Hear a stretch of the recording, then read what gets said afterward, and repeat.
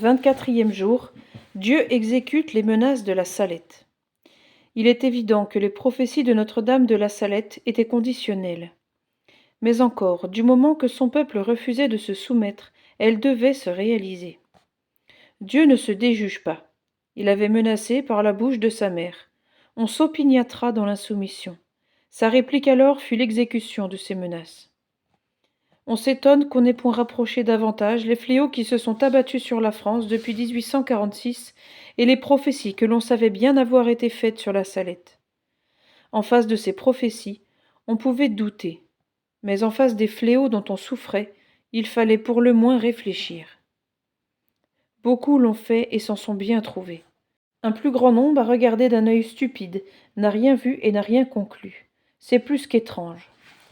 Quoi qu'il en soit, Dieu a répliqué à l'opiniâtreté de la révolte. Il a frappé, et il a frappé de sa verge de fer. Pie IX l'avait dit. En lisant le secret de Mélanie, ses yeux s'étaient gonflés de larmes.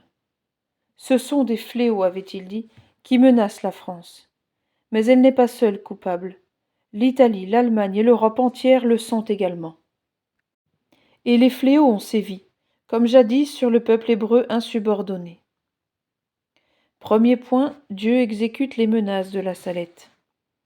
Non, Dieu n'a pas souffert que sa parole fût lettre morte. De point en point, il a exécuté les menaces que sa mère avait fait entendre en son nom et dont on avait dédaigné de tenir compte. Sa rigueur fut implacable. Notre-Dame avait dit que les pommes de terre continueraient à pourrir et qu'à Noël il n'y en aurait plus. Or, en 1847, l'Irlande en fut privée jusqu'à la disette. La reine d'Angleterre elle-même en témoigna dans son discours du trône. En Irlande surtout, dit-elle, la perte de l'aliment ordinaire a été cause de cruelles souffrances, d'épidémies et d'un accroissement de mortalité. La France subit la même crise. Le danger fut si grave que le gouvernement crut devoir interdire l'exportation des pommes de terre et en faciliter l'importation par ordonnance royale du 19 et 25 janvier 1847. Vint le tour du blé. Notre-Dame avait dit « Si vous avez du blé, il ne faut pas le semer. Tout ce que vous sèmerez, les bêtes le mangeront. Ce qui viendra tombera en poussière quand vous vous le battrez. » Or, un insecte inconnu, des savants, en dessécha la tige et ne laissa pas même le grain se former. Quelqu'un du Pas-de-Calais écrivait au journal L'Univers le 15 juillet 1856. Notre opinion est que ces petits vers ne sont que l'agent secret, le ministre aveugle d'une volonté supérieure, et que la maladie qui dessèche nos blés est de la famille de celles qui altèrent les pommes de terre, de l'oïdium, du choléra, c'est-à-dire de ces maladies mystérieuses que Dieu tient dans ses mains souveraines et qu'il lâche quelquefois sur la terre, soit qu'il veuille guérir, soit qu'il veuille punir. Toute l'Europe se plaignit. L'Espagne fut réduite à se procurer des grains et des farines pour 15 millions de francs et la Russie à fournir du pain à ses fonctionnaires de la Pologne. En France, le prix du pain s'éleva jusqu'à 1 franc 24. Il viendra une grande famine, avait encore prédit la belle dame. Elle fut grande en effet, terrible même. D'après le journal, le Constitutionnel, elle fit 60 000 victimes en 1854 et près de 80 000 en 1855. La mortalité ne fit qu'augmenter en 1856, de sorte que, de 1854 à 1866, on peut dire que 250 000 personnes au moins succombèrent à la faim, en France seulement. La disette s'étendit dans toute l'Europe, et il n'est pas exagéré d'affirmer que le nombre total des victimes fut d'1 million. Suivons l'histoire pas à pas. La Sainte Vierge avait ajouté « Les noix deviendront mauvaises ». Or, la maladie les atteignait en 1850. Un rapport officiel adressé au ministre de l'Intérieur au sujet des vignes attaquées par l'oïdium disait « Beaucoup de noyers du Lyonnais et du Beaujolais sont frappés par la maladie comme dans l'Isère, où, du reste, l'importante récolte des noix a été perdue. Le noyer même périt dans certaines parties du Dauphiné. On voit que les punitions divines suivent inexorablement leur cours. Les raisins pourriront. » Telle fut une autre menace de Notre-Dame de la Salette. En effet, comme se moquant de la science et des savants, dès 1847, l'oïdium se jette sur les treilles des environs de Paris et s'abat 3 ans plus tard sur les vignes du Midi. On croit l'avoir vaincu. Le phylloxéra le remplace et continue son œuvre. Les savants s'écrient qu'ils ont réussi à enrayer la marche du phylloxéra. Survient le mildiou qui consterne les vignerons. Survient même une 4e maladie qui les met au désespoir. C'était en 1888. Il semble que l'heure de réfléchir était plus que venue. On se contenta de faire appel aux chimistes. Cependant, une certaine peur gagna les plus sceptiques. Mais ce ne fut que de la peur. Aussi, loin d'être satisfaite, la colère de Dieu continua de sévir. Marie avait annoncé que les enfants au-dessous de 7 ans prendraient un tremblement et mourraient dans les bras de leur mère. Or, en 1847, les enfants furent décimés à Corps, à La Salette et dans les environs. En 1854, ils succombèrent partout et dans des proportions effrayantes. La suette vint compliquer le mal. Un froid glacial, 2 heures de souffrance, et les enfants étaient au cercueil. C'était navrant. Le choléra compléta l'horreur de ce désastre. En 1854, il enlevait 150 000 personnes, dont 75 000 enfants. Il est une particularité qu'il faut relever. Le canton de Corps s'étant soumis aux avertissements de la Sainte Montagne, le choléra l'épargna. Mais les cantons limitrophes furent châtiés au point que les protestants eux-mêmes, oubliant les préjugés de leur secte, priaient la Sainte Vierge, baisaient ses images ou venaient s'agenouiller au lieu de l'apparition. Ceci n'est encore que le présent. Mais l'avenir, de quoi sera fait l'avenir? Il épouvante, car la société ne veut pas comprendre. Tristes sont nos malheurs, disait monseigneur Plantier dans son mandement de carême 1857. Mais ce qu'il y a de plus triste, c'est que nous ne savons plus en comprendre ni le sens, ni le caractère providentiel. Aussi l'ouverture de l'ère des châtiments est-elle prochaine. Monseigneur Dupanloup répéta ce cri d'alarme en 1866. On ne comprit pas encore. L'Europe alors fut mise à feu et à sang. Après la guerre de Crimée vint la guerre d'Italie. Après l'envahissement des États pontificaux par les Piémontais, vint l'écrasement de l'Autriche par les Prussiens. Après l'aventure désastreuse du Mexique, l'effroyable guerre de 1870. Jamais peuple ne fut châtié comme le fut la France. Ces vainqueurs eux-mêmes ne s'expliquaient pas leur victoire. Dieu commandait leurs armées. Pour comble d'infortune, la Révolution, sous le nom de Commune, s'empara de la capitale, et pendant plus de 2 mois s'y livra aux excès les plus impies et les plus sauvages.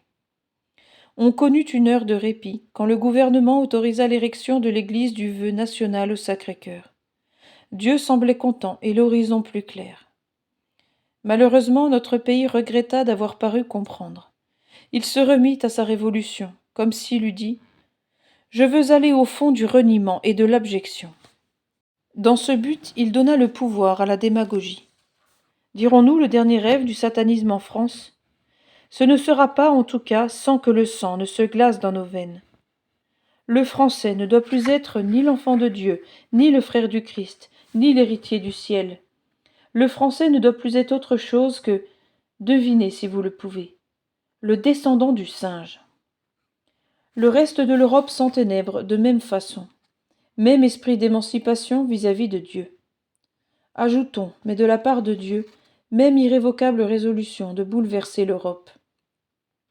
Partout, en effet, on interroge l'avenir avec terreur. Qu'allons-nous voir, se demande-t-on les uns les autres? Le feu de Sodome pleuvoir du ciel, ou les laves du Vésuve jaillir des entrailles de la terre? La guerre civile déchirer la patrie, ou les barbares violer ses frontières? On ne sait, mais on s'attend à tout cataclysme, car il est écrit que tôt ou tard, Dieu brise les dents de l'iniquité triomphante. Deuxième point, nos réflexions. C'est une vérité de foi, que Dieu tient en réserve toutes sortes de fléaux pour punir les nations révoltées contre lui. Nos saints livres le déclarent, et avec quelle énergie. Je pourchasserai mes ennemis, dit le Seigneur, au 2e livre des Rois, et je les écraserai. La tradition le répète par la voix des papes, des évêques et de ces personnages à qui la Providence donne mission de veiller dans la nuit et de jeter le cri de la détresse. Ainsi, au temps des barbares, le prêtre marseillais Salvien, surnommé le Jérémie des Gaules. L'expérience enfin, non seulement confirme ces oracles, mais étudie ces châtiments providentiels, et leur trouve des caractères tels que même les esprits prévenus ne peuvent les voir d'un œil indifférent. Force leur est d'avouer que de deux choses l'une, ou Dieu conduit les choses, ou les choses sont humainement inexplicables. Le premier caractère est l'imprévu. La foudre tonne et brise, alors que malgré tout avertissement, on ne s'y attendait pas. Nabuchodonosor se faisait adorer, il est changé en bête. La France se croyait assez invincible pour disposer à son gré des biens sacrés du pape, le vicaire de Jésus-Christ. Elle est piétinée par l'Allemagne. Ainsi se lèvent les jours d'une impétuosité soudaine dont parle saint Luc. Ensuite, c'est l'ironie. Dieu l'a dit au livre des Proverbes, en montrant du doigt les fous qui osent bien relever la tête devant lui. J'en rirai et je les sifflerai. Paris, ivre d'impiété et de vin, plaisantait la Vierge et le Sacré-Cœur, et affectait d'ériger une statue à Voltaire, l'auteur de ce mot infernal. Écrasons l'infâme. Le lendemain commençait cette débâcle qui devait aboutir à la capitulation de Paris, à la perte de 2 provinces et à un tribut de guerre de 5 milliards. Enfin, c'est la précision. Dieu punit comme l'on pêche. Nous étions des orgueilleux insolents. Voici la honte. La France est rejetée au dernier rang des grandes puissances. Nous étions des riches cupides. Voici la ruine. La France, ravagée par la guerre, court en ce moment à la banqueroute. Nous étions des sensuels raffinés. Voici la souffrance. La France a été cruellement saignée pendant la guerre, affamée pendant le siège de sa capitale et incendiée par le Prussien et le Communard. Vraiment non, il n'est pas possible de ne point voir dans la série de nos malheurs un caractère providentiel et une intervention divine. Et que conclure? On ne le dit qu'en tremblant, et cependant c'est malgré tout à l'honneur de la France. Elle est née chrétienne et choisie pour remplir une mission chrétienne. Donc elle restera chrétienne ou mourra. Ah Jésus, vous avez ressuscité Lazare, malgré 4 jours de pourriture, et cela parce que vous l'aimiez. Vous aimez aussi la France. Ah, pleurez aussi sur elle. Pleurez sur elle avec votre divine mère. Commandez-lui de sortir de la tombe de ses iniquités, et elle revivra pour vous servir encore. Troisième point, nos résolutions. Premièrement, nous ne fermerons pas les yeux, mais nous regarderons, nous réfléchirons et nous comprendrons. Si Dieu frappe, il dit en même temps « Instruisez-vous ». En conséquence, nous suivrons attentivement les gestes de Dieu et nous saurons dire en temps et en heure « Dieu est là ». Deuxièmement, l'esprit chrétien est essentiellement pratique. Il sait que tous, nations et individus, nous sommes faits pour une certaine somme de bonheur temporel. En conséquence, nous serons protestés contre tout agissement irréligieux et immoral, de nature à troubler notre paix et notre bonheur, déjà si précaires ici-bas. Troisièmement, nous nous replierons sur nous-mêmes, et nous nous interrogerons, car le salut est chose personnelle. Nous nous demanderons donc si nous ne participons pas en quelque chose à ces légèretés et défauts, à ces folies et péchés, à ces vices et prévarications que Dieu châtie actuellement et veut châtier plus encore si on ne se corrige. Quatrièmement, gardons-nous de croire que Dieu se contentera de punir les grandes fautes et les crimes pour respecter, ayant l'air en cela de les encourager, toutes ces vies, soi-disant honnêtes, vertueuses même, où tout n'est que chair et sang, où rien ne respire ni religion, ni morale, ni vertu authentique. Non, si Dieu frappe, ce n'est pas pour autoriser de nouveau les mêmes torts et les mêmes égarements. Au contraire, il veut que tous, grands et moyens pécheurs, nous reprenions la ligne droite. Notre-Dame de la Salette, réconciliatrice des pécheurs, priez sans cesse pour nous qui avons recours à vous.